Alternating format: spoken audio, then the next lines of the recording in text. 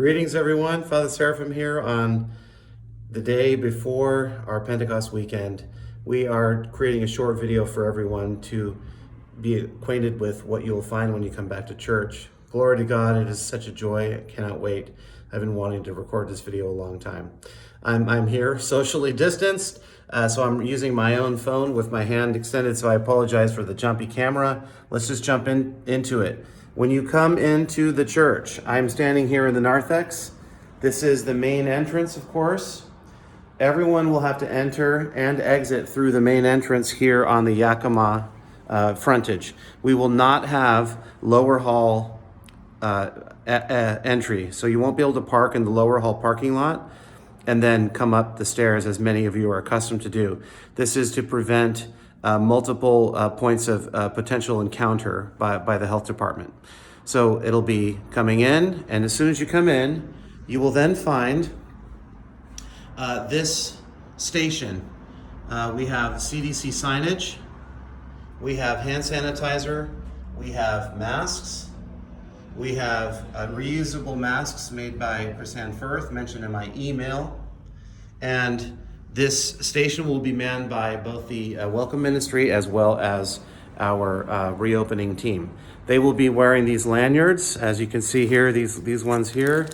Those will be around their necks, and they will have kind of a responsibility to ensure that everyone understands. So you'll come in and use this sanitizer, and if you don't have a mask, we'll give you one of these. Please don't overuse that because those are a little pricey. And then you'll also discover the next step is we will not be doing candles. We will have the reopening ministry team. They will just inform them, and they will then go light a candle for you in the narthex. In the church itself. We will not have any candles being lit here again because of multi-touch surfaces. You'll come in, and when you enter, you'll find that as you will see here, there are pews with markers. You see these blue markers there, and then you will see that there are not blue markers on the next pew, and then there are blue markers, and then there's not blue markers, and so on throughout the church, as well as the balcony. This is because we'll be providing for social distancing throughout the church, and therefore each of these blue markers has the minimum radius required for us to maintain social distancing. Please remember that each blue tape marker represents one household. State of Washington counts whole households. So for example, let's say most of you are used to the Majbidar family sitting up here. This one little blue tape right here would represent the place where Prez Sophie, John, Nicholas, Thomas, and Gabriel could sit. It wouldn't be Prez Sophie, John, and then way over here, Nicholas, and then Thomas, and then Gabriel. That's not how it'll go. They will all be scrunched up together here as a household in one pew, with 6 feet of distance from the person who would be sitting on this end. And then no one would be sitting behind them because, of course, the distance from this pew here, so if I were sitting here, I would not be socially distanced from the people in front of me. So I hope that's clear. So one household per piece of tape. So therefore, if you come from a one-person household, then you will own that blue tape. If you come from a household like mine, which will have 4 or 5 individuals, they will occupy one blue tape.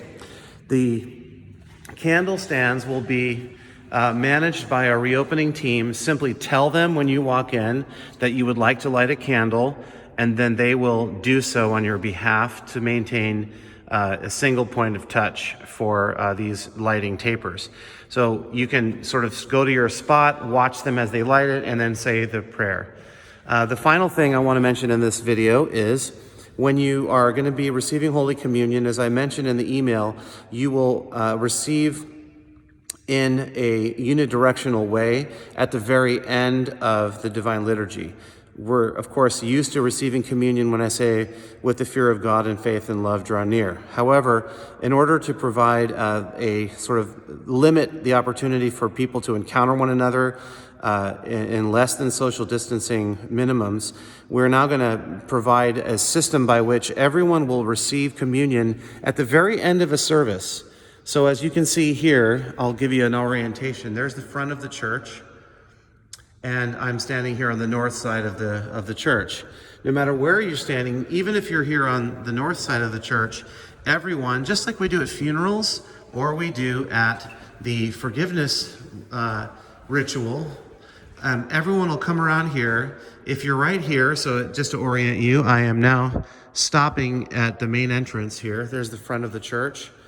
This would be a point where if there is a line that is backed up to this point, you would stop here, maintaining plenty of space to allow those who are the first to have received communion to exit this direction without encountering you here. So don't stand here, because now that person coming will come right by you. If you're on this side of the church, on the north side, stand back over here so that you can then maintain that proper distance as those people exit. So even if you are on this side of the church, on the north side, you'll still do that. We're not going to overmanage this. We're going to rely on you to manage yourselves to keep a socially distanced communion line. We're not going to use ushers or anything like that. People here are intelligent and know how to do that. So we'll leave it to you to do so. However, please make sure you follow this path. So I'm walking eastbound along the south side of the church. Here's the bishop's throne, here's the chanters, and then you will make your turn here. This icon stand won't be there, and then I will be standing in this position here, as I always do. You'll receive Holy Communion in the traditional manner that we give it. In other words, you will open your mouth, you will receive from the spoon, and you will then close your mouth on the spoon. Without, as I mentioned in my email, you will not take the cloth in your hands unless you absolutely need to. If perhaps a little bit of the Holy Communion came down here, then that's okay to use it. But once someone has touched it, then we have to get another one, and we have to rinse that one in the sea. So to prevent from too much extra work, we would ask that you simply receive Holy Communion in this traditional manner, and pretend this is the spoon. And then after receiving, just go like this. That way you can ensure none of the precious body and blood of Christ are on your lips, so that when you get your coffee or whatever, it's not going to go on there. Then as soon as you receive, there will be no blessed bread in this location. You will immediately go out this aisle, the center aisle, and if there are people on that side, they will, of course, be socially distanced that way. And if they're waiting that side, they'll be there. So there's a bubble here. And then you'll exit directly through this door. You will not go downstairs or to the balcony, please. And then immediately just kind of try and avoid and keep that social distancing, and then out to the front, where we ask that we not congregate on church property unless it's socially distanced. Now, another little note will be that after going over the rules and things with our chancellors and so forth for the church, you will find some of the altar servers will be wearing a mask, and but however the chanter will not be wearing a mask for obvious reasons. However, the chanter, if you can see it in the shot, will be facing towards the church rather than the congregation. And as you can see, the distance between the closest person over there to where the chanter will maintain a single chanter procedure for now is something like 14 feet. So we're well clear of the potential aerosols issue there. Now, please remember, when you exit here, we would have an altar server whose hands have been sanitized.